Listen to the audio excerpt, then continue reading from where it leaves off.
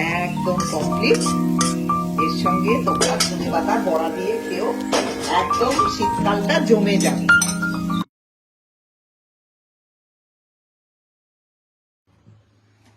যেসব উপকরণ দিয়ে ডালটা আমি তৈরি করব, তাতে প্রথমেই লাগছে মটর ডাল, কিছু লাউয়ের টুকরো, কয়েকটা মূলো, তোমরা মাথায় যে সবুজ শাকটা থাকে সেটাও দিয়ে দিও, তাতে ডালের স্বাদ অনেক বেড়ে যায়। আর লাগবে কিছু শিম, আর লাস্টে তো তোমার একটু ধনেপাতা দিলে খাবার রান্নার স্বাদই আলাদা হয়ে যায়। আর লাগবে মশলা, কিছুই লাগবে না, তার মধ্যে লাগছে শুধু হলুদ গুঁড়ো, শুকনো লঙ্কা, তেজপাতা আর গোটা জিরে।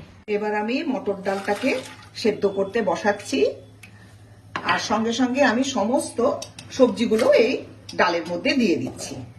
শিম, লাউ, মূলো, সঙ্গে দুটো কাঁচা লঙ্কাও দিলাম। আর তোমরা সবসময় ডাল সেদ্ধ বা যাই সেদ্ধ করো, সঙ্গে একটু কাঁচা তেল দেবে, তাহলে উপচে পড়ে না। আর সঙ্গে তুমি দিয়ে দাও হলুদ গুঁড়ো। ব্যাস, এবার দুটো সিটি দিলেই ডাল তৈরি। দেখো আমার সবজি দিয়ে ডাল সেদ্ধ রেডি। এবার কড়াইতে তেল দিয়ে শুকনো লঙ্কা, তেজপাতা আর গোটা জিরে সোমবারা দিয়েছি। এবার সোমবারের সুন্দর গন্ধ আসলে আমি ডালটা ছেড়ে দিলাম।